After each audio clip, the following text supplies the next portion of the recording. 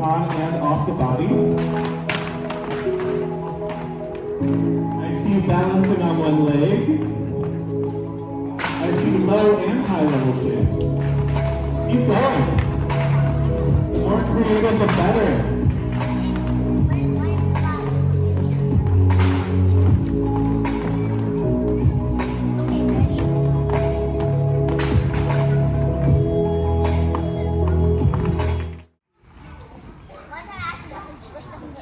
So if your kid likes this is really good for their brain.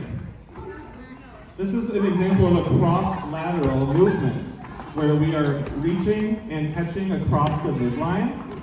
It's getting the left and right hemispheres of your brain to work together. It's strengthening connections between those two sides of the brain. So it helps with both gross and fine motor development. So if your kid likes it, you might want to get a set of scarves, and they won't even know that they're doing something that's good for their brain when they're playing with it.